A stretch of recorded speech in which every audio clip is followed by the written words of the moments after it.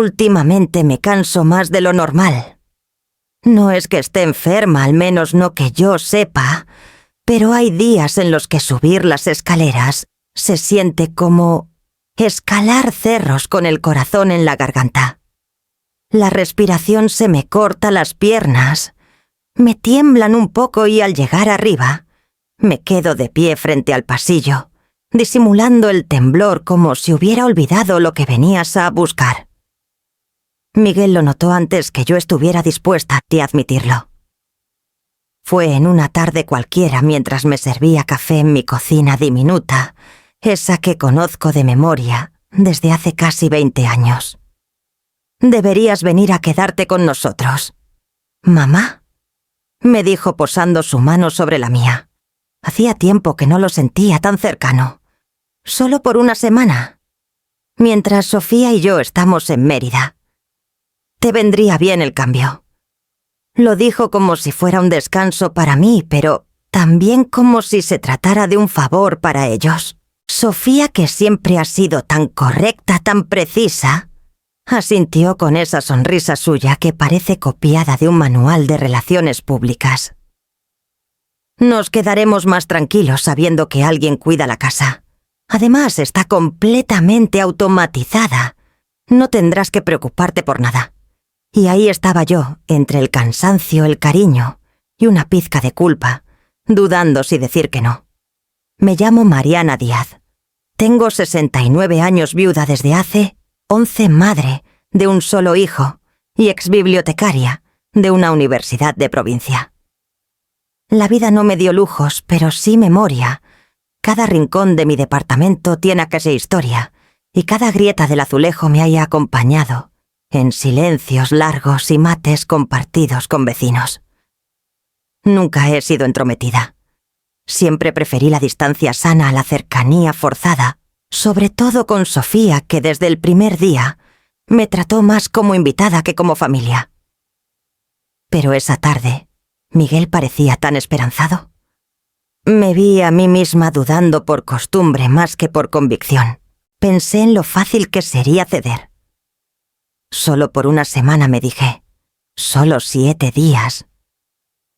La mañana en que partieron, Sofía me recibió en la entrada con una eficiencia casi quirúrgica. Llevaba una blusa sin arrugas, el cabello perfectamente recogido, y ese tono de voz que uno usa cuando da instrucciones a una niñera. «Alexa controla las luces. El refrigerador está surtido. El coche queda en el garaje. No es necesario que manejes». Yo asentía mientras recorríamos la cocina blanca tan reluciente que me daba miedo tocar algo. Las encimeras parecían sacadas de una revista y hasta el frutero tenía solo manzanas verdes alineadas como soldados. Me entregó una botella de vino con una etiqueta blanca y limpia. «Para tus noches tranquilas», dijo, y la colocó con cuidado, junto a una nota escrita a mano pegada en la nevera. Su caligrafía, claro, impecable. Miguel se acercó, me dio un beso en la mejilla y me abrazó por un segundo largo, como si ese gesto fuera tan a compensar algo que ninguno de los dos sabía nombrar. «Llama si necesitas algo». «¿De verdad?», dijo antes de cerrar la puerta con un susurro. Las ruedas de las maletas se alejaron por el camino de entrada y luego el silencio. Me quedé parada un momento en medio de esa cocina perfecta, con el vino inmóvil sobre la encimera y la nota blanca, mirándome como una lista de instrucciones. Caminé por el pasillo que conectaba con la habitación de huéspedes. Todo en la casa era blanco, gris o madera clara. Minimalismo extremo, sin una foto familiar, sin un adorno que hablara de historias vividas. Mi maleta ya estaba junto a la cama, colocada con precisión.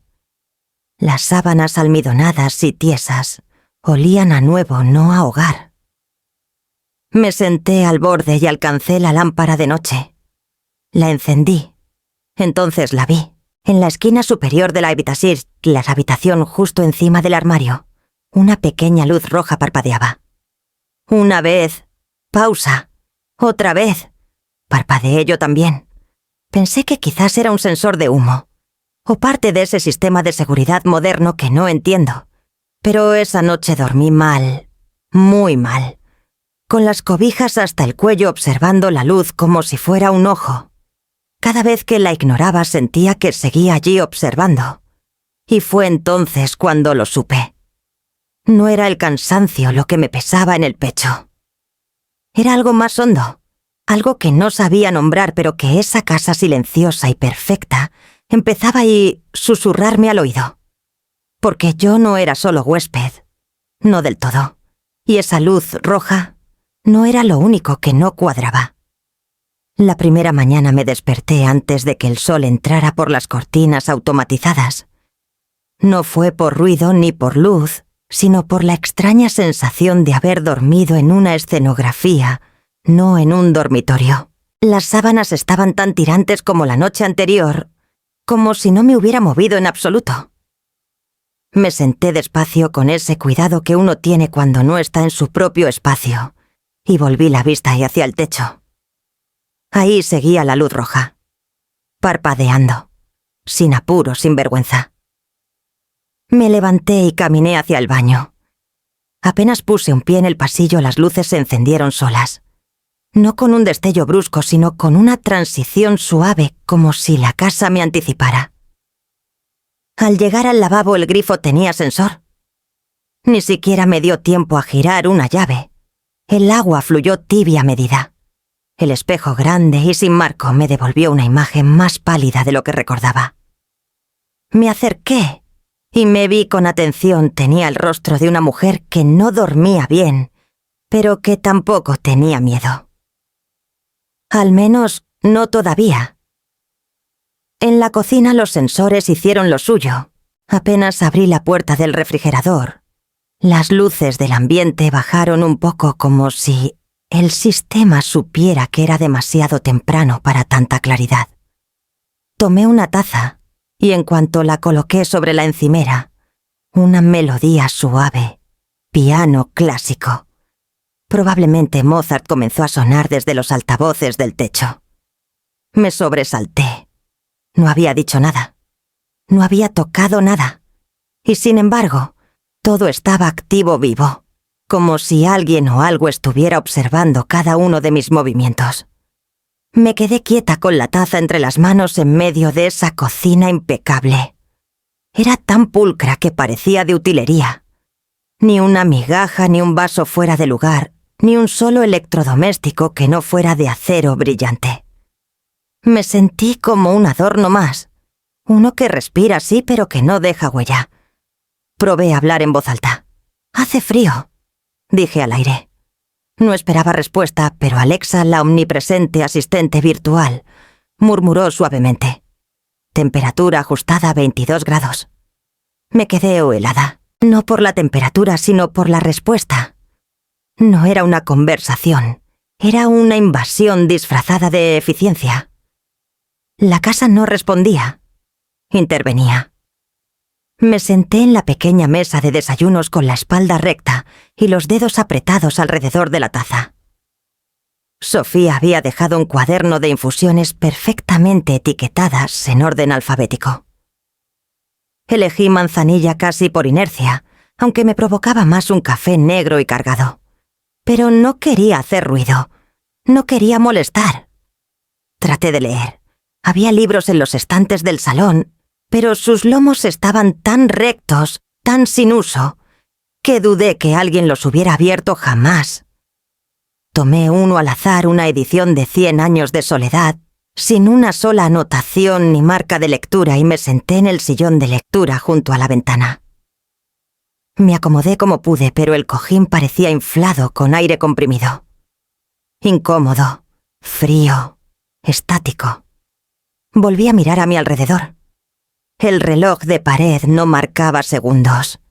Era digital, inmutable. Ni siquiera el tiempo parecía avanzar con naturalidad ahí dentro. Me recosté con el libro abierto, pero no leí. Solo fingía.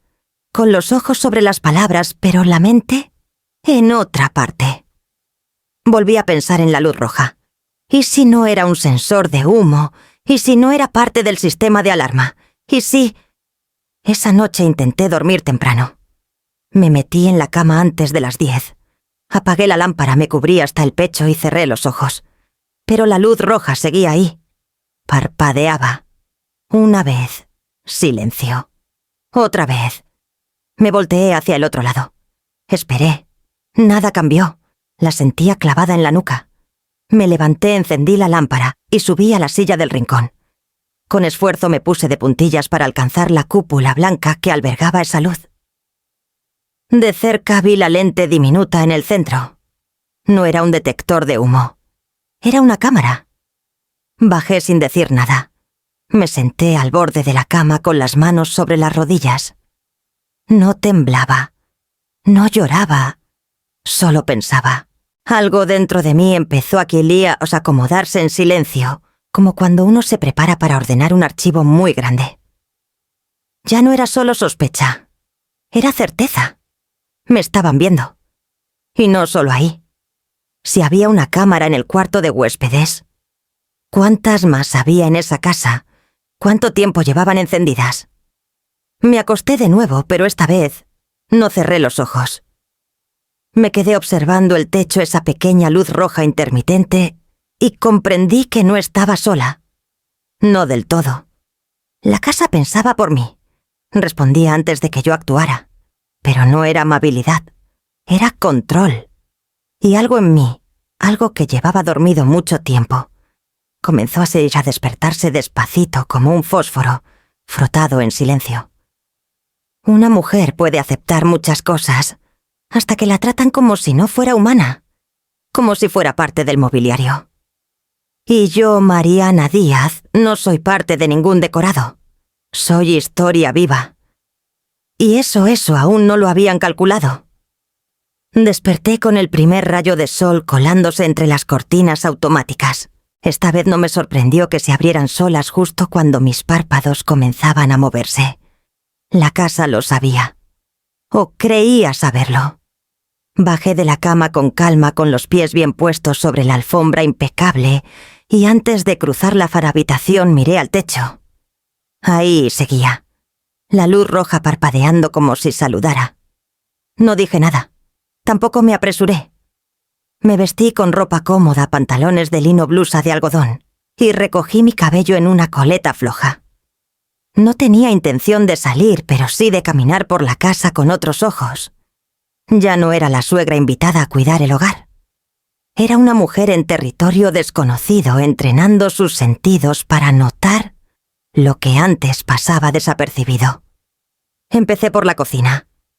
Al llegar, como era costumbre, ya la temperatura del ambiente se ajustó sola.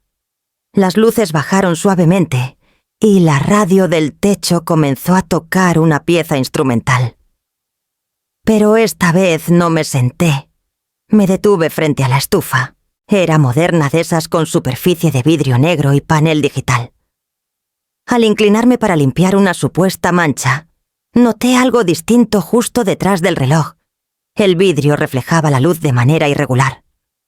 Un destello, un ángulo extraño. Entrecerré los ojos. Y ahí estaba una lente diminuta, apenas visible, integradas a la carcasa del temporizador. No era parte del diseño original. No era decorativo. Era un ojo. Me enderecé despacio. No sentí miedo, solo una claridad fría que me recorrió el cuerpo como un vaso de agua en ayunas. Caminé hasta el mueble del rincón, abrí el segundo cajón, el que Sofía mencionó de pasada, y encontré un cuaderno vacío sin espiral, con tapas color vino.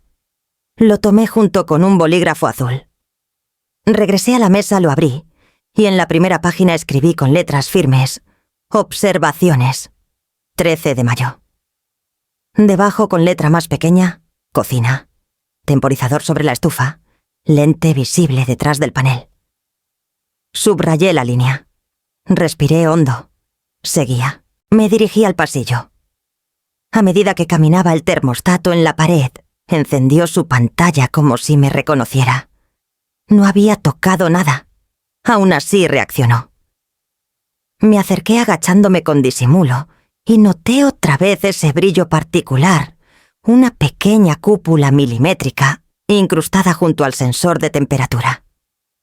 Pasillo. Unidad de termostato. Posible cámara en sensor lateral. Escribí. De allí pasé a la sala. Todo estaba en su lugar, demasiado en su lugar. Los cojines seguían en ángulo perfecto, las revistas de diseño en abanico calculado. Me detuve frente al librero. Deslicé los dedos por los lomos, todos nuevos, todos sin uso. Al llegar a la lámpara colgante la miré por debajo. Tenía una base redonda con un anillo negro en el centro. Me subí al reposabrazos del sillón de lectura y extendí la mano. El círculo era liso, pero sentí una hendidura bajo la yema del dedo. Otra lente. Otra entrada en el cuaderno. Sala. Lámpara sobre el sillón. Lente central apuntando hacia abajo. No sé cuánto tiempo pasé en ese estado, moviéndome de habitación en habitación, como si siguiera una ruta invisible. Pero cada paso que daba me confirmaba algo que ya había intuido. Esa casa no solo pensaba por mí. Me vigilaba. Me registraba. Me convertía en datos. No era paranoia. Era evidencia. La lavandería tenía una caja de control con una tapa negra opaca. En una esquina otro destello. Lente. Lavandería. Caja de control. Lente bajo tapa lateral. En el baño de invitados el espejo tenía retroiluminación y en un borde apenas visible otra cúpula. Baño. Espejo retroiluminado. Posible lente lateral. Cada vez que descubría una nueva cámara, mi letra se volvía más clara. No temblaba. No me apresuraba. Era como cuando años atrás catalogaba los libros antiguos de la universidad, identificaba manchas, fechas, marcas de agua. Con calma. Con exactitud. Era un acto de memoria, no de venganza. Llegué al garaje. La consola de la puerta donde uno usualmente introduce el código para abrir o cerrar tenía una pequeña pantalla táctil. La toqué y la pantalla se iluminó. Justo debajo, junto al puerto USB, otro círculo negro. No brillaba, no parpadeaba, pero ahí estaba. Garaje, consola central, lente junto al puerto inferior. Volví a la cocina. Mi té de manzanilla seguía en la taza frío intacto. Me senté, abrí el cuaderno y repasé la lista. 7 entradas, 7 ojos, todos viendo, todos callados. La casa seguía igual de perfecta, igual de silenciosa, igual de obediente. Pero ahora yo sabía. Y en ese saber había un poder nuevo. No era el poder de quien se rebela a gritos, sino el de quien observa en silencio, el de quien comprende el juego y decide cuándo moverse. Tomé un segundo té. Esta vez lo elegí con intención jengibre y cúrcuma. Caliente fuerte. Mientras lo sorbía me pregunté cuántas personas habían pasado por esa casa sin darse cuenta. ¿Cuántas habrían sido grabadas sin saberlo? O peor, ¿cuántas sabían? Y lo permitieron. No era cuestión de tecnología. Era cuestión de respeto. Y a mí, a Mariana Díaz, todavía no me habían preguntado si quería ser parte de su experimento. Pero eso estaba por cambiar. Porque si iban a observarme, tendrían que aprender que algunas mujeres, incluso en silencio, saben documentar mejor que nadie. A la mañana siguiente me senté en la mesa de la cocina con el cuaderno abierto, el bolígrafo entre los dedos y una taza de café que no lograba entibiarme el alma. Había dormido poco otra vez. Las luces seguían encendiéndose solas como si esperaran mis pasos. Alexa, siempre dispuesta, me saludaba con esa voz pulida que no admite pausas humanas. Pero ya no respondía con educación. Solo la dejaba hablar. Como se deja hablar al que uno ya no escucha. Decidí revisar el reloj decorativo del salón. Era redondo con números romanos y agujas doradas, el típico objeto que se compra por estética y no por funcionalidad. Me pareció extraño desde el principio. Lo tomé con cuidado, lo giré y detrás de la tapa encontré un compartimiento inusual, con una abertura circular perfectamente simétrica. No hacía falta ser experta para entender lo que era. Reloj del salón. Lente integrada en compartimiento trasero. Escribí sin levantar la voz, sin temblar. Volví a recorrer el pasillo, pero esta vez con una nueva pregunta en la cabeza. ¿Para quién era esta vigilancia? ¿Quién miraba? ¿Con qué fin? La idea de que Sofía y Miguel instalaran este sistema solo por seguridad ya no me parecía razonable. No cuando las cámaras estaban ocultas. No cuando grababan habitaciones privadas. No cuando se multiplicaban como si formaran parte de un experimento. Me detuve frente a la lámpara del pasillo. Era de esas empotradas en el techo, modernas, pequeñas, discretas. La desmonté con una servilleta para no dejar huellas. Y justo en el centro, otra vez, la lente. Pasillo. Lámpara de techo. Lente centrada. Apuntando hacia abajo. Abajo. Hacia mí. Hacia todo. El termostato del baño encendió su pantalla apenas entré. Me acerqué y lo examiné de nuevo. Noté una pequeña hendidura en uno de los bordes, casi invisible. Lo presioné con el dedo y una tapa lateral se aflojó levemente, revelando un punto negro liso fijo. Baño, termostato, lente tras cubierta removible. Era oficial, no se trataba de sensores de ambiente. No estaban ahí para protegerme. Estaban para capturar. Volví a la cocina. Cerré el cuaderno. Me senté sin prisa con las piernas cruzadas, el cuerpo recto. Miré alrededor. A la cafetera que tenía una luz tenue, incluso apagada. A la pantalla del refrigerador que mostraba frases motivacionales cada cierto tiempo. Hoy será un gran día, decía una, como si eso pudiera calmar a alguien. Todo estaba programado para parecer inofensivo. Pero ya nada lo era. Respiré hondo. Y entonces, como quien recuerda algo que lleva guardado muchos años, volvió a mí la voz de mi padre. Ese tono seco y sabio con el que solía advertirme cuando era niña. Quien observa sin ser visto no cuida, controla. Lo decía cuando hablábamos de los vecinos chismosos de los jefes, demasiado atentos de la diferencia entre cuidado y dominio. En ese momento comprendí que esa casa no era un refugio. Era un escenario. Y yo no era la protagonista. Ni siquiera una invitada. Era un sujeto observado, registrado, desmenuzado, como una mariposa clavada en una caja de cristal. Entonces la angustia me apretó el pecho. No era un miedo estridente, sino uno sordo, persistente, que se arrastra lento por la piel. Como si todo el oxígeno de la casa estuviera filtrado por ojos que no pestañean. Me levanté para abrir una ventana. Necesitaba aire real, pero el seguro estaba activado. No con pestillo físico, sino desde el panel digital. No había forma simple de abrirla sin pedirle permiso a Alexa.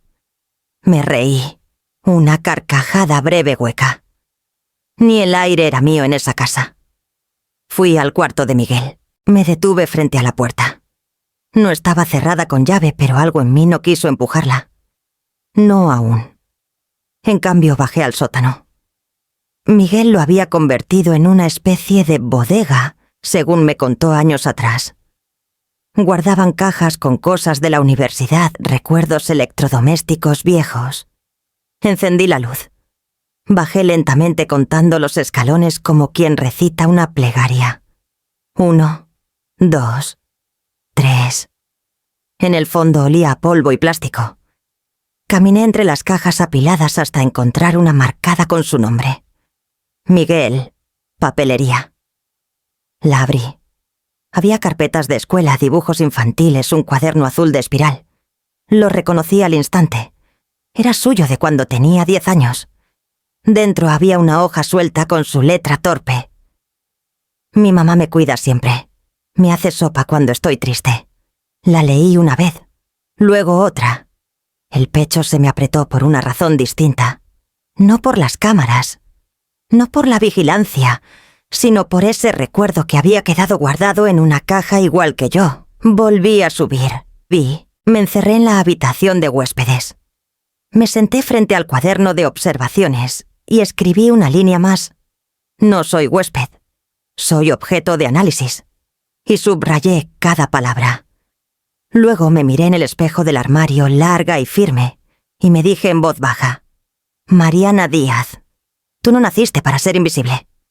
Cerré el cuaderno, lo escondí bajo el colchón, y volví a sentarme junto a la ventana. La luz roja del techo seguía parpadeando. Una vez, otra. Pero esta vez no aparté la mirada. No pestañeé. Que me observaran, que vieran lo que estaban creando. Porque lo que había empezado como una incomodidad ahora se convertía en fuego. Y cuando una mujer empieza a arder en silencio, es porque está a punto de escribir su propia historia. El quinto día, mientras bajaba con la ropa sucia hacia la lavandería, pasé por el pasillo que conectaba con el ala trasera de la casa. Allí estaba la puerta del despacho. Siempre cerrada. Siempre con un aire de frontera que no debía cruzarse. Desde el principio Miguel lo había dejado claro. Ahí trabaja Sofía. Tiene archivos confidenciales. No entres, mamá, por favor. Y yo, criada en la época donde la discreción era una virtud y no una estrategia, lo respeté. Nunca cuestioné. Nunca espié. Hasta ese día. Algo había cambiado. O tal vez era yo la que ya no encajaba en la forma dócil de antes. Porque cuando pasé frente a esa puerta, me detuve en seco. No por decisión consciente, sino porque mi cuerpo lo hizo antes que mi mente lo procesara. La puerta estaba entreabierta. Apenas unos centímetros, pero suficiente para romper la regla tácita. Dudé. Durante unos segundos solo escuché mi respiración. Luego empujé. No crujió. No protestó. Se abrió suave como si esperara ese gesto desde hace días. Entré. La habitación era distinta a todas las otras. No había blancos ni maderas claras. No había pulcritud estética. Era un corazón palpitante de cables, luces, pantallas encendidas y papeles amontonados. Un escritorio amplio ocupaba la pared del fondo, cubierto por 3 monitores conectados entre sí. Una consola de interruptores y perillas ocupaba un costado. Estanterías con carpetas etiquetadas en tinta negra. Sobre una silla de respaldo alto un chaleco doblado. Y justo encima del respaldo una cámara fija apuntando al centro del cuarto. A mí. Di 2 pasos hacia adelante. El monitor central estaba encendido aunque inactivo. La pantalla flotaba en gris esperando movimiento. Moví suavemente el ratón. No pedía contraseña. No requería código. Solo despertó como si también quisiera ser visto. En el escritorio había 2 carpetas principales. Una decía registros, la otra grabaciones. Hice clic en esta última. Apareció una lista larga de archivos, cada uno con nombre, fecha y ubicación. Habitación huéspedes 1205, cocina 1305, pasillo 1405, docenas, ordenados limpios listos para revisión. No eran fotos, lo supe por el peso de los archivos. Eran videos, horas y horas de grabación. Abrí uno. La imagen se cargó sin sonido. Era yo sentada en el sillón de lectura. Tenía la bata de dormir, el pelo recogido en un moño flojo y un libro abierto en las piernas. Me vi tomando té, rascándome un tobillo, frotándome las sienes. Me vi humana, y a la vez tan expuesta, tan pequeña en ese encuadre fijo. Cerré ese archivo. Abrí otro. Era el baño de invitados. Yo cepillándome el cabello, haciendo una mueca frente al espejo. Congelé la imagen. Luego la avancé. Me vi llorando. No fuerte. Solo una lágrima rápida escondida con el dorso de la mano. Un tercer archivo se abrió sin que lo pidiera. Y esta vez no era yo. Sofía. Estaba sentada en esa misma silla frente al monitor.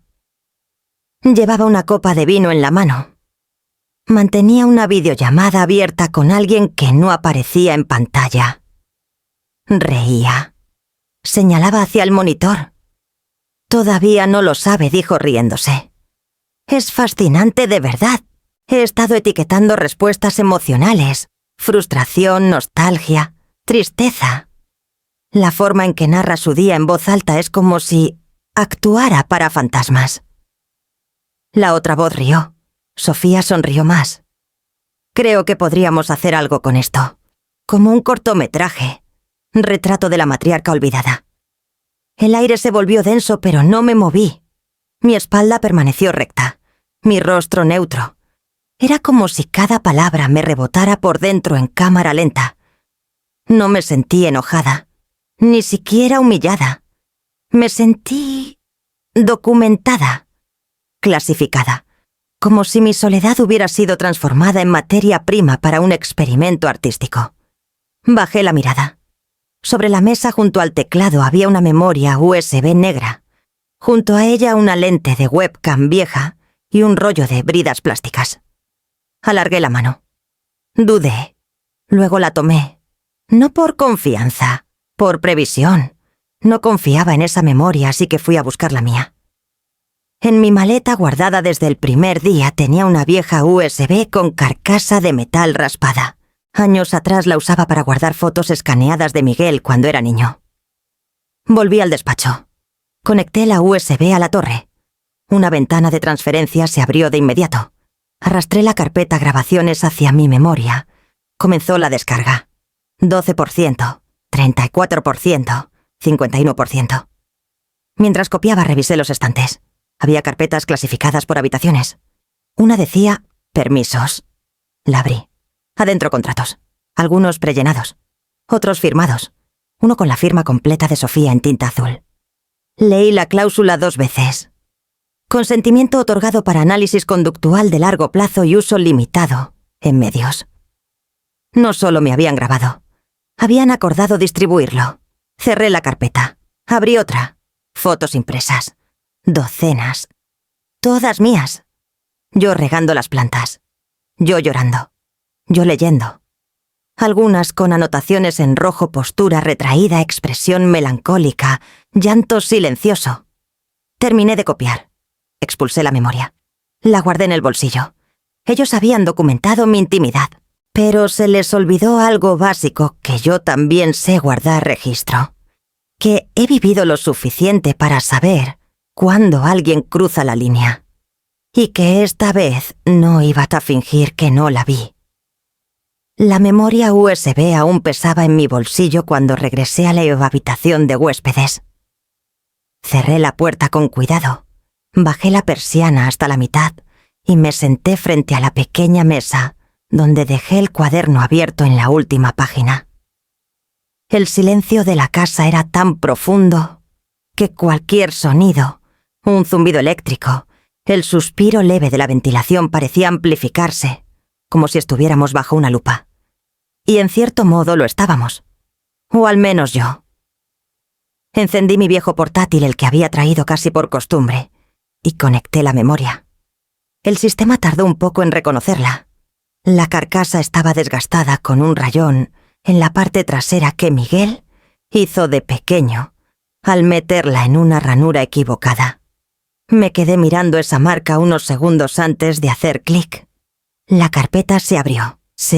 Dentro una decena de subcarpetas ordenadas con precisión quirúrgica. Cocina y habitación de huéspedes. Baño de invitados, pasillo, sala. Y dentro de cada una días, horas, minutos, cada parte de mi estadía convertida en segmentos de observación. No sabía cuál abrir primero. Mi dedo se detuvo en un archivo llamado Cocina 1530. Lo abrí. La pantalla mostró una imagen sin sonido. Era yo, de espaldas frente al fregadero.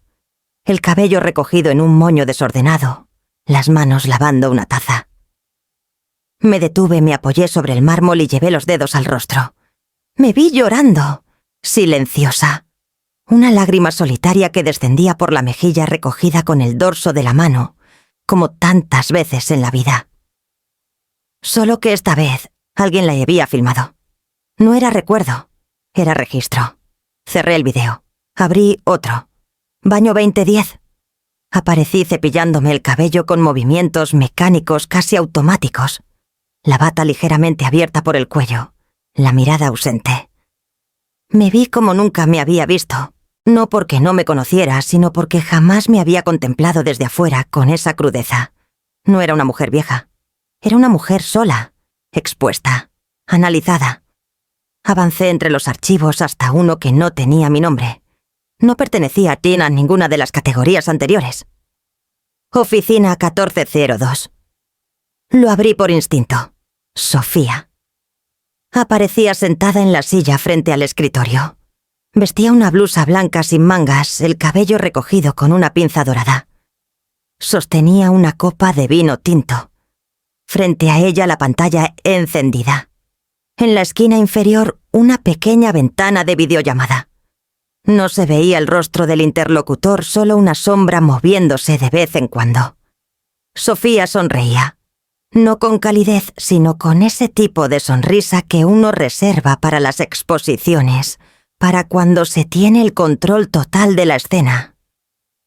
Todavía no lo sabe, dijo riendo. Es fascinante de verdad. He estado etiquetando respuestas emocionales. Frustración, nostalgia, tristeza. La forma en que narra su día en voz alta es como si actuara para fantasmas. El interlocutor rió también, aunque solo se escuchó el eco digital. Sofía tomó un sorbo de vino y añadió: «Creo que podríamos hacer algo con esto. Como un cortometraje. Retrato de la matriarca olvidada». Me quedé inmóvil. No por sorpresa, ya no me sorprendía, sino por la confirmación. No era solo vigilancia. Era guión. Era producto. Yo no era madre, suegra ni persona. Era material. La vi reír otra vez, acomodarse el cabello con una elegancia que me pareció repentinamente plástica. Nunca había reparado en lo joven que era, en lo limpia que tenía su voz al hablar. Ni en lo vacía. Lo más impresionante, continuó, es cómo nunca cuestiona. Se mueve con una dignidad tan automática que dan ganas de filmarla en blanco y negro, con música de fondo. Es poesía doméstica. Sentí un frío metálico en el pecho, no por las palabras, sino por el tono. Era admiración sin afecto, estética sin empatía. Me estaban convirtiendo en una imagen, una metáfora, un cuerpo al que le cuelgan etiquetas como si fueran premios de feria. Cerré el video. Me quedé mirando el reflejo de mi rostro en la pantalla apagada. Tenía los ojos abiertos, pero no sentía necesidad de llorar. Eso ya lo había hecho. Lo habían grabado. Lo habían clasificado. Ahora lo que sentía era otra cosa. Algo más seco, más afilado. Una especie de línea recta interna, como una vara de acero que se alinea desde la nuca hasta el estómago. Abrí el cuaderno. Escribí: oficina, video de Sofía, conversación sobre proyecto artístico. Menciona cortometraje con título: Retrato de la matriarca olvidada. Luego de esa frase no escribí más.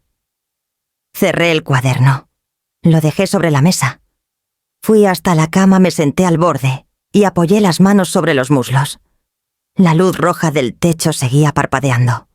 Una vez, otra, como un corazón sin alma. Me incliné hacia la maleta, saqué una bolsa pequeña que había traído con documentos personales, entre ellos una hoja vieja doblada en 4. Era una carta que mi madre me escribió cuando nació Miguel. Decía: criar es mirar sin juicio, cuidar sin aplastar. La leí una vez más. Luego la volví a doblar y la guardé junto a la memoria USB. Ellos pensaban que nadie los estaba mirando, que su vigilancia era invisible, impune, estéticamente justificada. Pero olvidaron lo más básico: quien ha sido madre, quien ha amado, también sabe cuándo la están usando. Y lo más importante, sabe cuándo responder. No con ruido, no con escándalo, sino con algo que duele más que cualquier grito: la verdad escrita con silencio. El sol apenas asomaba cuando volví al despacho. Cerré la puerta con cuidado, como quien sella un ataúd lleno de verdades. La memoria USB seguía en mi bolsillo intacta. La otra, la negra, seguía sobre el escritorio como si nada hubiera pasado.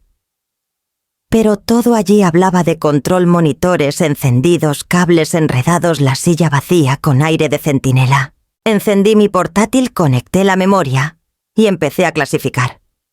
Carpetas, videos, observaciones cruzadas. No con rabia, sino con método. Como en mis años de bibliotecaria, primero se limpia el polvo, luego se registra, se verifica. Aquí también había polvo, pero era de ética. En la carpeta llamada Permisos encontré contratos, algunos en blanco, otros con nombres. Uno destacaba Sofía Ramírez, firma azul, letra angulosa. La cláusula resaltada decía: autorización para análisis de comportamiento en entornos domésticos. Uso limitado en medios digitales con fines académicos o artísticos. Tomé nota. Luego abrí el archivador metálico. Decenas de fotos impresas en mate. Me vi regando plantas, leyendo, mirando por la ventana. Algunas marcadas con lápiz rojo, postura retraída, llanto silencioso, mirada disociada. No eran crueles, eran frías. Observaciones clínicas de alguien que me estudiaba, no que me conocía. Regresé al escritorio. Empecé una nueva sección en mi libreta, registro de lo registrado. Anoté cada lente oculta en la estufa, el pasillo, la sala, incluso el baño. Después, carpetas impresas, fotos etiquetadas, la firma de Sofía, el video donde hablaba del proyecto. Todo apuntaba a una planificación sistemática. No era casual, no era juego. Escaneé las fotos. No me las llevé físicamente, no quería dejar rastro. Pero ahora las tenía digitales, selladas con metadatos. Me moví por la fitocha habitación. Ironía pura, el despacho, el lugar donde no debía entrar. Era el núcleo de vigilancia. La torre de control desde donde se orquestaba todo. En una repisa encontré una libreta negra, sin etiquetas. La abrí con cautela. Adentro, notas manuscritas. Expresión de pérdida al mirar el jardín, vocaliza al cocinar, posible aislamiento. No reacciona a música ambiental. Era un informe emocional, un diagnóstico sin consentimiento, un estudio hecho con mi rutina sin mi nombre, pero evidentemente mío. Cerré la libreta. Ya había entendido. El daño no eran las cámaras, era la deshumanización. Que alguien decidiera que yo solo valía como material para una tesis, un corto, una teoría. Mi vida convertida en estudio de caso. Tomé una foto con el celular a la página más marcada. Guardé todo como estaba. Nada fuera de lugar. Expulsé la memoria USB, la guardé en un bolsillo interior, junto con mi cuaderno. Limpié mi portátil. No dejé huellas. Nada debía delatar que yo había estado ahí, que sabía. Salí sin cerrar de golpe. Cerré como quien deja un libro a medias, porque esto no era el final. Fui a la cocina. Preparé café fuerte. Mientras lo bebía vi parpadear la cámara sobre la estufa. No aparté la vista. Ellos registraron mi llanto, mis silencios, pero olvidaron que yo también sé anotar. Que vengo de una generación donde documentar era preservar. Y esta vez no lo hacía para ellos. Lo hacía para mí, porque cuando una mujer es observada sin ser vista, solo tiene dos opciones: esconderse o mirar de vuelta. Yo había elegido lo segundo. Esperé a que cayera la noche. No porque necesitara ocultarme, esa casa no dejaba rincones verdaderamente oscuros, sino porque era el momento del día en que el silencio pesaba más. Cuando las luces automáticas se suavizaban, como si también se rindieran, y el ruido de los sistemas de ventilación parecía más evidente. Entonces lo supe, era ahora. Saqué mi celular del cajón de la mesita. Lo coloqué cuidadosamente en el alféizar de la ventana frente a la cama. Me aseguré de que apuntara directamente hacia la cámara del techo, esa que llevaba días vigilándome con su ojo impasible. No la cubrí, no la esquivé, la enfrenté. Me senté en el sillón junto a la ventana con la taza astillada, la que Sofía siempre dejaba al fondo del gabinete, como si ni la loza escapara así a su jerarquía entre las manos. Serví café recién hecho, amargo, fuerte, como lo solía tomar Javier en sus últimos años, y entonces presioné grabar. La imagen del celular titiló. Tomé aire. Mi voz salió más firme de lo que pensaba. «Buenas noches», dije. «Sé que van a ver esto. Han estado viendo todo lo demás». Hice una pausa. Miré directamente al lente rojo que parpadeaba desde el techo. No me hizo falta practicar. Llevaba días ensayando este momento en silencio. Me invitaron aquí para descansar, para ser cuidada. En cambio, me convirtieron en un proyecto, en una hipótesis. Me observaron cuando hablaba sola, cuando regaba las plantas, cuando lloraba en su cocina. Imprimieron fotos de mí en bata etiquetándome como si fuera un espécimen. Y lo más doloroso no fue la cámara ni los informes. Fue descubrir que ninguno de los dos me vio realmente. Apoyé la taza sobre la mesa. Me enderecé. Pero quiero dejar algo claro. No soy su objeto de estudio. Soy mujer. Soy madre. Soy viuda. Soy bibliotecaria retirada. Soy historia viva. Y tengo memoria. Más de la que creen. Tomé una pausa para ordenar las palabras que venían. No había rabia en mi voz. Había algo más profundo. Una dignidad que se había quedado dormida muchos años y que ahora se desperezaba sin pedir permiso. Sé de las grabaciones, de las fotos, del archivo titulado Retrato de la matriarca olvidada. ¿Qué nombre más irónico? Porque una matriarca no se olvida, y mucho menos cuando decide hablar. Apreté las manos con suavidad, pero no bajé la mirada. He copiado todo, lo he guardado. Y ahora también los he documentado a ustedes, porque no fueron descuidados, fueron deliberados. Y cuando uno es deliberado con el daño, tiene que asumir sus consecuencias. El café seguía humeando. La cámara del techo parpadeó. Una vez, otra. Podrían haberme preguntado quién era. ¿Qué sentía? ¿Qué recordaba? Pero no. Prefirieron capturar lo que no decía. Y en eso me lo dijeron todos ustedes. Tomé aire una última vez. Nunca fui suya para catalogar. Terminé la grabación. Apagué la cámara. El silencio volvió a instalarse como una manta densa. No me moví enseguida. Me quedé sentada dejando que el peso de mis propias palabras se asentara dentro de mí. Luego, con calma, conecté el celular al portátil. Adjunté el video a un correo con asunto copia completa. Lista. Siguiente paso, tú decides. Lo envié a Juan Becker, un viejo colega del archivo histórico que ahora trabajaba como abogado para adultos mayores. Nos reencontramos hace unos años en una charla sobre privacidad digital. Me había dicho medio en broma: cuando necesites a alguien que aún sepa la diferencia entre un documento y una vida, llámame. Lo llamé. Una vez enviado el correo, apagué el portátil. No cerré con prisa. No corrí a esconder nada. Guardé la memoria USB en la caja metálica donde alguna vez conservé mis fotos familiares. La misma que me llevé del departamento cuando me vine aquí. La cerré con llave. La metí en el fondo del bolso. Y luego apagué la luz. Esa noche dormí profundamente. Por primera vez en días no soñé con luces parpadeantes ni pasillos demasiado limpios. Soñé con un tren, con Miguel pequeño dormido sobre mi regazo, con Javier tomando fotos a través de la ventana, con mi yo más joven leyendo en voz alta para nadie, o para todos.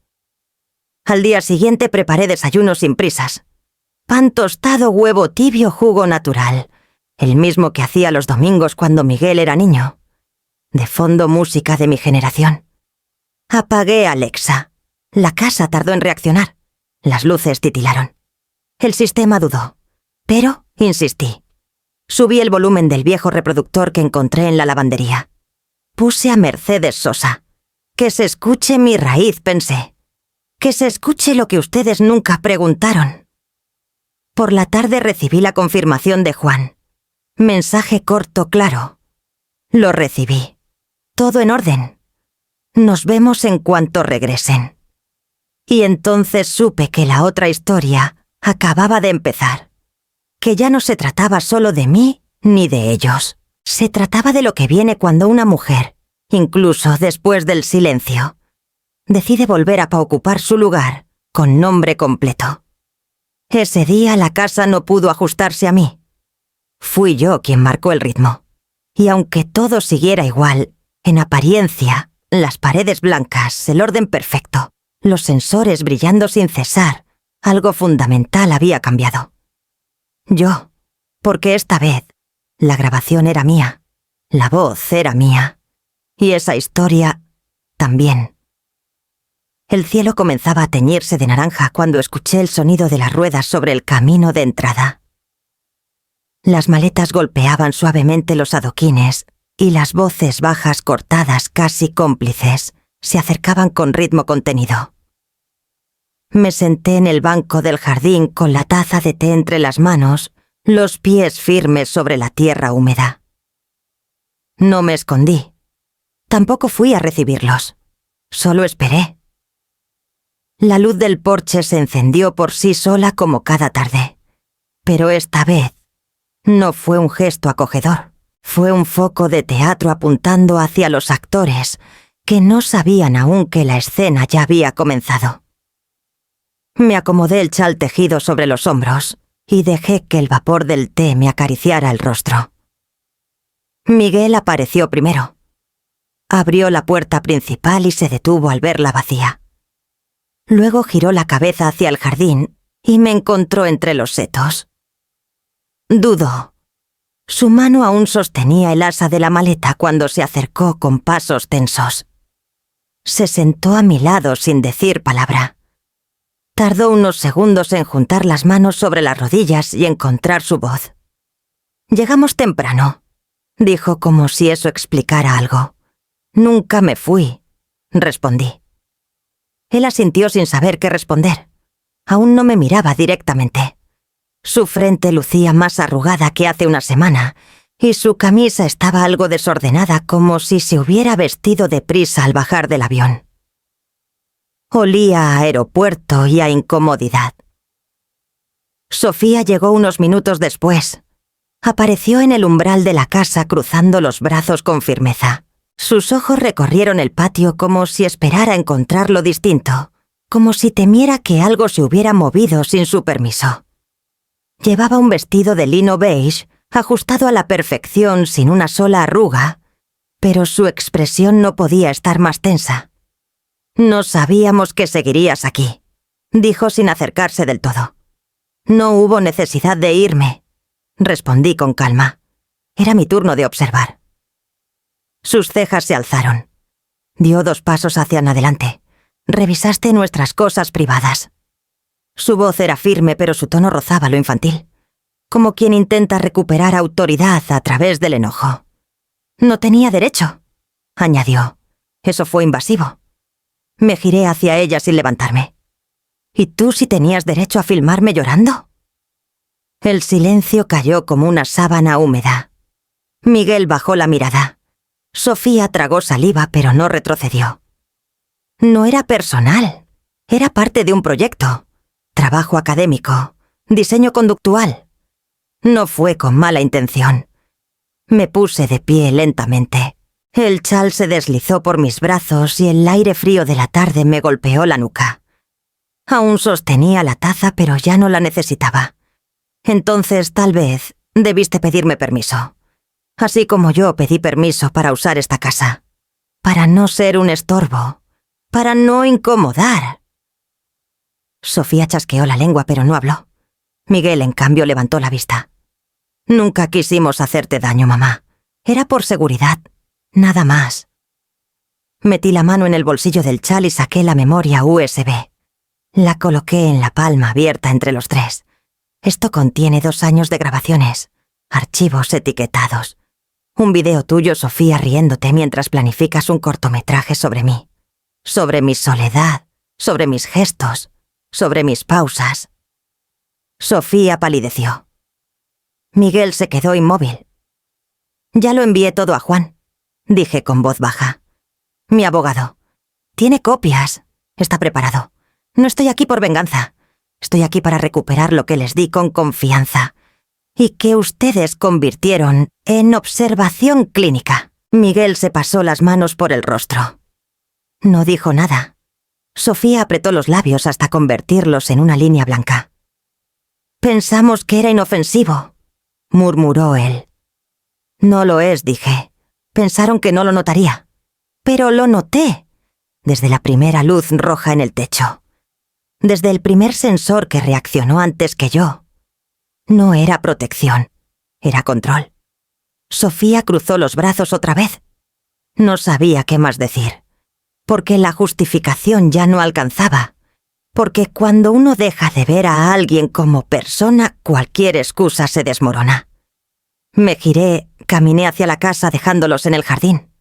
No era huida, era señal de que la conversación había terminado.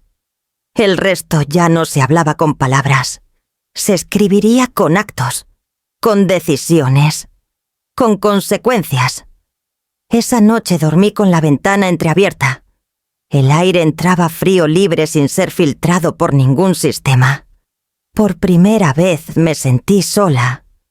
Y no me pesó, porque había encontrado algo más importante que el ruido del escándalo. Había encontrado la claridad del límite. Y esa frontera, la de mi dignidad, ya no sería cruzada sin permiso. Nunca más.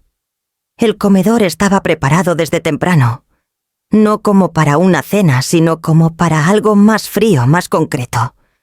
Había colocado el mantel de lino gris claro que traje de mi departamento, uno que Javier y yo solíamos usar en nuestras reuniones con amigos cuando aún nos gustaba abrir una botella de vino sin necesidad de motivo. Sobre la mesa un sobre blanco sellado con firmeza, y junto a él mi viejo portátil abierto y en reposo. Nada más. Ni flores, ni café, ni distracciones. Solo claridad. Miguel entró primero. Iba vestido con ropa informal, pero planchada. No parecía relajado. Tenía esa expresión tensa de quien intuye que va a recibir una noticia que no podrá rechazar sin consecuencias. Se sentó frente a mí con un leve asentimiento. Sofía llegó después. No dijo nada. Se quedó de pie en el umbral por unos segundos antes de sentarse al lado de Miguel, con las piernas cruzadas y la espalda recta. Su perfume, el mismo de siempre, llenaba el aire, pero esa vez olía a defensa más que a elegancia. «Gracias por venir», dije sin rodeos. «Esto no será largo». Tomé el sobre y lo deslicé por la mesa. Miguel lo abrió con manos nerviosas, mientras Sofía seguía inmóvil, mirando de reojo el documento. No interrumpí. Dejé que lo leyeran. Mientras lo hacían, activé la videollamada. La pantalla mostró a Juan Becker con su cabello canoso y su sonrisa serena. Estaba en su estudio rodeado de libros legales como siempre. Nos saludó con un gesto de cabeza. «Señor Ramírez», empezó Juan con esa voz que nunca sube el tono, pero tampoco deja lugar a dudas. «La carta que tiene frente a usted detalla la exigencia formal de reembolso de los $60,000 que su madre, la señora Mariana Díaz, aportó como contribución directa para el enganche de esta propiedad hace 5 años». Miguel parpadeó. Sofía bajó ligeramente la vista como si intentara anticipar el golpe. Dicha contribución no fue registrada formalmente como donación, ni se emitió ningún documento que la identificara como regalo. Sin embargo, continuó Juan, hemos reunido suficientes pruebas que indican que el dinero fue transferido con la expectativa de retribución o reconocimiento. Miguel abrió la boca pero la cerró sin decir nada. Yo lo observé con calma. No quería verlo sufrir, pero tampoco estaba dispuesta a que se escondiera detrás del silencio una vez más. El acuerdo que proponemos, prosiguió Juan, plantea 2 opciones: el reembolso completo del monto en un plazo no mayor a 60 días, o el reconocimiento legal de un porcentaje de equidad en la propiedad que deberá reflejarse en cualquier proceso de venta o refinanciamiento futuro.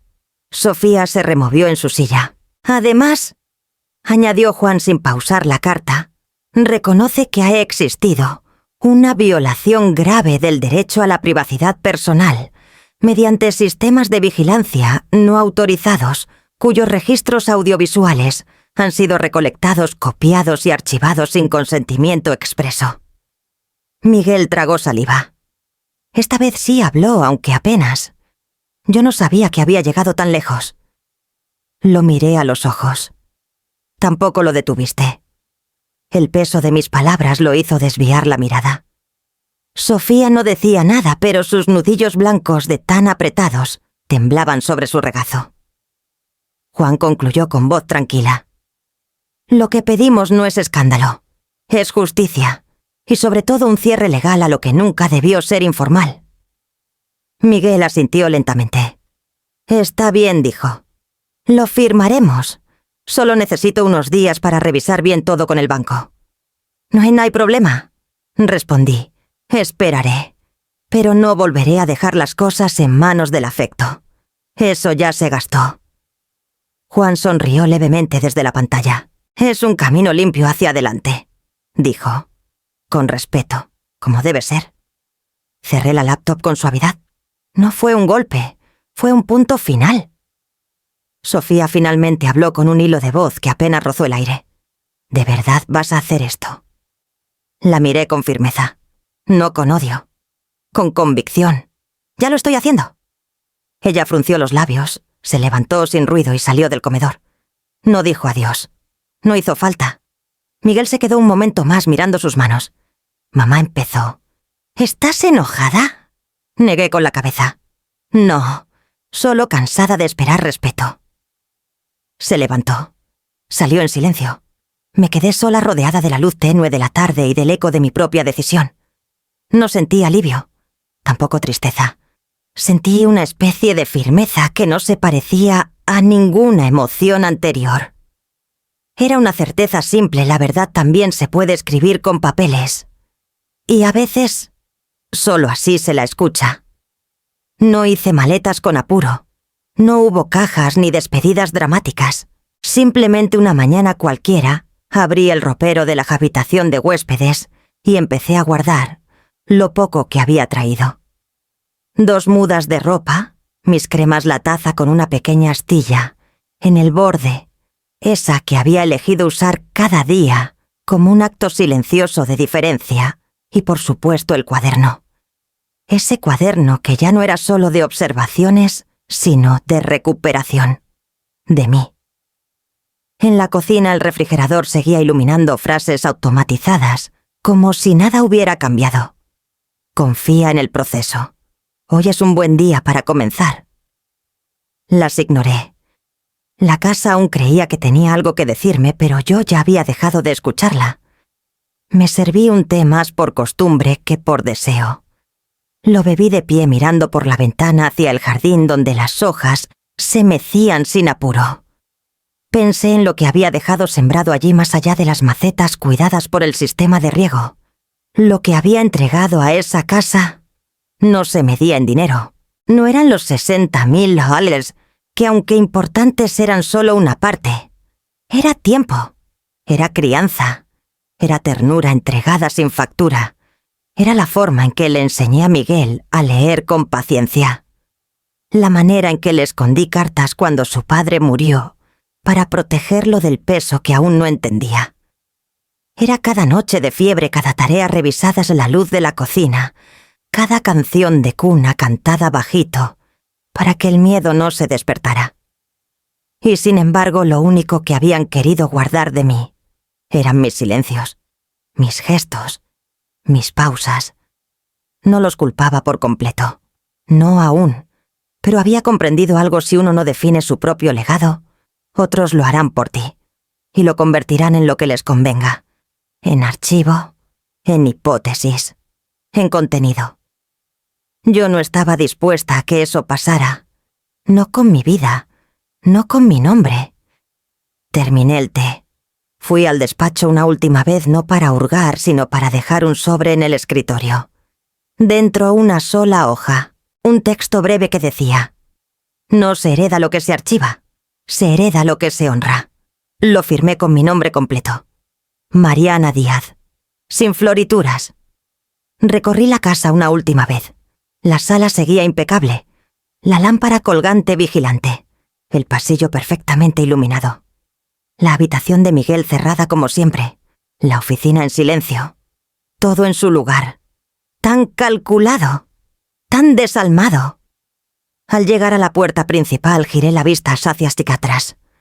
No sentí nostalgia, solo certeza, la misma que se siente cuando uno termina un capítulo de un libro importante y sabe que ya no hace falta releerlo, que todo lo necesario está en uno, no en las páginas. Abrí la puerta. El aire fresco me golpeó el rostro con una dulzura que la casa nunca había logrado imitar. Crucé el umbral sin prisa. Mis zapatos tocaron el sendero de piedras y sentí por primera vez en días que el suelo era suelo. No sensor. No superficie programada. La puerta se cerró detrás de mí con un clic suave, sin estruendo, sin reproche. No hubo despedida, solo el sonido preciso de algo que concluye con dignidad. No me volví para mirar. No lo necesitaba. El taxi me esperaba al final del camino. El conductor, un hombre de unos 50 años con manos grandes y ojos amables, bajó para ayudarme con la maleta. «¿Lista, señora?», preguntó con tono neutral. Asentí, más que lista, preparada. Mientras el auto avanzaba por la avenida, dejé que la ciudad se deslizara por la ventana sin intentar retenerla. Ya no buscaba sentido en lo que había pasado. Lo había encontrado. No en los documentos, no en los reclamos, sino en la decisión de decir hasta aquí sin resentimiento, solo con verdad. El nuevo lugar al que me dirigía no tenía cámaras, ni frases motivacionales pegadas en pantallas. Tenía ventanas reales, una cocina donde el calor no se regulaba solo, un sofá con mantas dobladas por manos humanas y una puerta que solo se abría desde adentro. Lo que dejaba atrás no era solo una casa, era la falsa idea de que lo que entregamos como madres, como mujeres, se debe dar eternamente sin pausa ni defensa. Mi herencia no era ese dinero, ni las fotos escondidas en carpetas. Era otra cosa. Era humanidad, memoria viva. Y eso lo entendieran ellos o no, ya no necesitaba ser validado. Porque el respeto cuando no lo enseñan se exige. Y cuando no lo entregan, se retira. Sin rencor, pero con firmeza, como la puerta que se cierra sola, cuando la historia por fin se ha contado. El nuevo departamento no tenía cerraduras digitales, ni asistentes virtuales, ni sensores escondidos en los zócalos. La puerta era de madera gruesa con la pintura un poco descascarada cerca del picaporte. Al girar la llave por primera vez, sentí que algo se soltaba dentro de mí, como una tuerca vieja que por fin encontraba la rosca adecuada. No había voces automáticas dándome la bienvenida. Solo silencio y luz. Era pequeño, sí, pero no le faltaba alma. 2 habitaciones, una cocina con paredes color mostaza y una sala que por las tardes se llenaba del sol tibio que bajaba entre las ramas del jacarandá del patio. Las ventanas no se abrían solas. Había que empujarlas con fuerza y una de ellas chirriaba al girar la manija. Me encantaba. Ese chirrido era real, impredecible, humano. Los primeros días me dediqué a ordenar sin apuro, no según el diseño o las tendencias, sino según lo que me hacía sentir bien.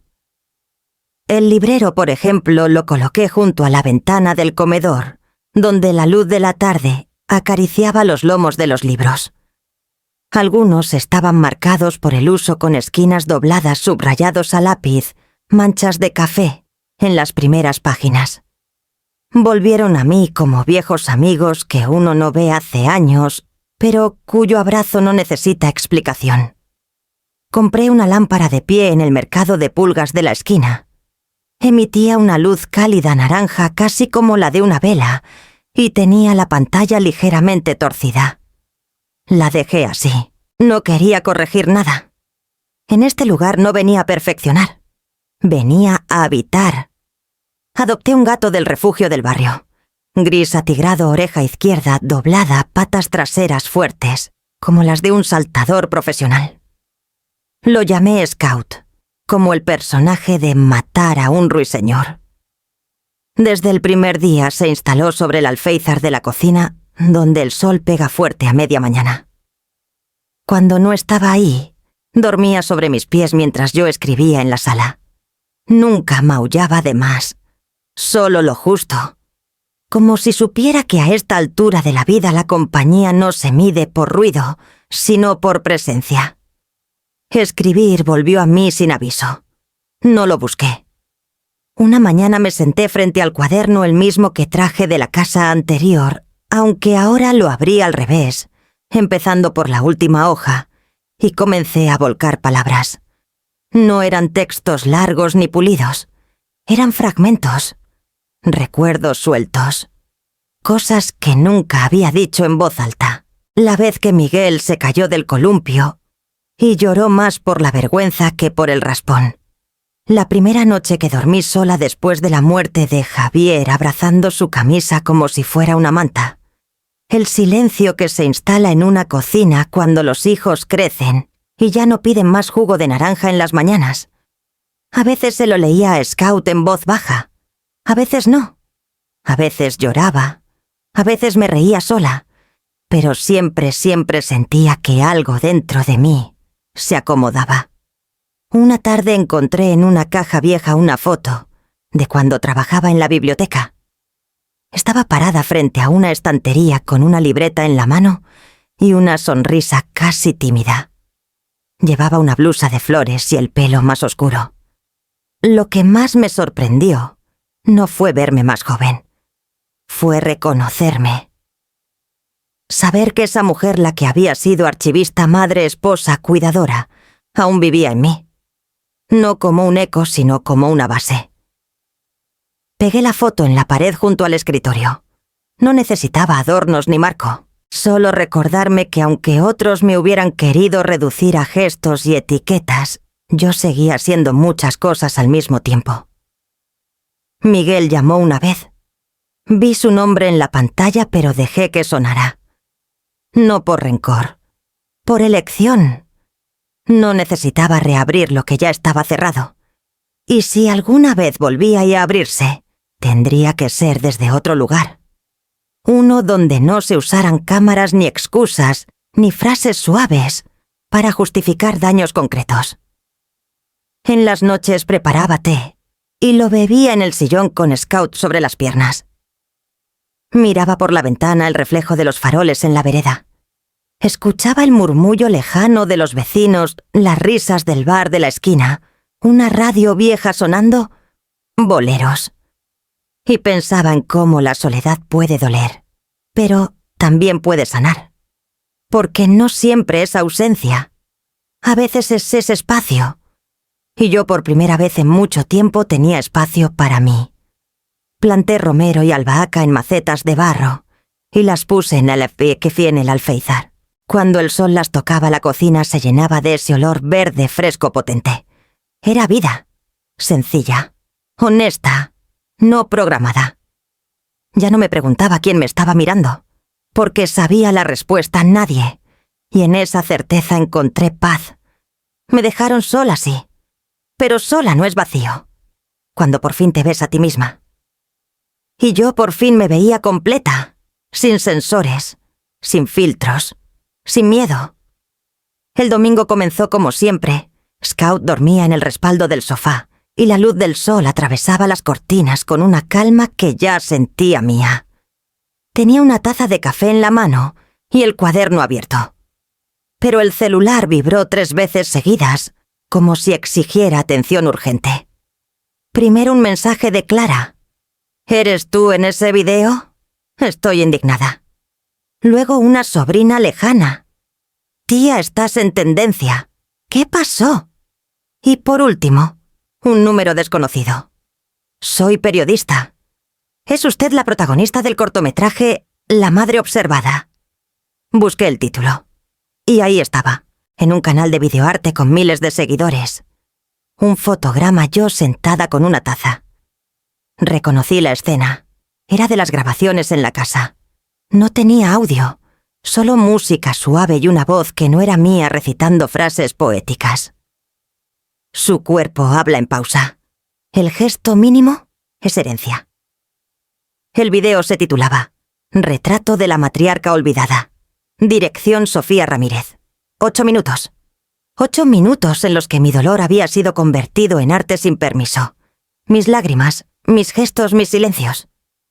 Todo editado para que pareciera bello. Todo sin contexto. Y sin mi voz. Miles de comentarios elogiaban la delicadeza de la pieza. Nadie preguntaba si yo había consentido ser parte de eso. Sentí un nudo en el estómago, porque me había tomado semanas recuperar mi voz y Sofía la había borrado otra vez, disfrazada de artista. 1 hora después sonó el timbre. Un joven con mochila y libreta. Señora Mariana Díaz. Soy Bruno Ibáñez, periodista. Sé que la publicación fue sin su autorización. Vengo a escucharla. No abrí. Lo miré por la mirilla. Parecía sincero, o al menos no llevaba cámara. No doy entrevistas, le dije. Justamente respondió, porque nadie preguntó si quería serlo. Esa frase se me quedó pegada. No respondí. Solo le dije, vuelva mañana. Misma hora. Esa noche escribí. Abrí una página en blanco y puse el título. No soy tu sujeto. Soy mi historia. Y comencé a contar. Desde mi voz. Desde mi verdad. Porque si el mundo ya me había visto editada, ahora tenía que verme completa. Y esta vez, nadie silenciaría mis palabras. Publiqué el ensayo una tarde de lunes sin grandes anuncios. Solo lo subí a una plataforma abierta bajo mi nombre completo, con una nota al pie que decía: este texto no requiere interpretación, solo lectura. El título era simple, directo y rebatible. La dignidad no se documenta, se respeta. En él conté todo, sin adornos, sin metáforas. Escribí sobre las cámaras las fotos etiquetadas el cortometraje sin consentimiento. Escribí también sobre el silencio en el que me había refugiado durante años y sobre cómo con un solo clic habían intentado volverlo mercancía. Pero sobre todo escribí para las otras, para todas las mujeres que como yo fueron llamadas exageradas, invisibles, prescindibles, para las que criaron, sostuvieron, acompañaron, y luego fueron archivadas en la memoria ajena. No esperaba nada. Pero en menos de 24 horas el texto ya circulaba en redes sociales, replicado en blogs feministas, compartido por artistas, leído en voz alta, en una universidad del sur. Un colectivo de mujeres mayores me escribió: gracias por poner en palabras lo que tantas callamos. Otra carta llegó con un párrafo subrayado y una flor seca dentro.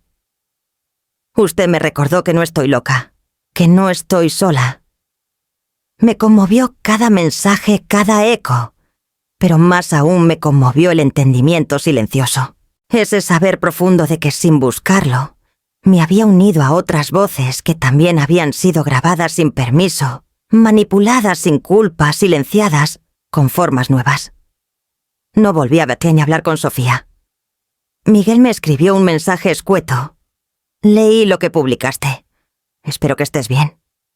Respondí con 2 palabras. Ahora sí. No hacía falta más. En el comedor de mi nuevo hogar, pegué una copia impresa del ensayo junto a la foto de mí, en la biblioteca, aquella donde mi sonrisa tímida sostenía una libreta. Ahora junto a ella estaba mi nombre escrito con trazo firme, sin filtros, porque la matriarca no estaba olvidada, solo estaba escribiendo. Y aunque el mundo insista en hablar sobre nosotras, sin nosotras, sé algo con certeza. Me dejaron sola. Pero sola encontré mi voz. Y con ella ya nunca más estuve en silencio.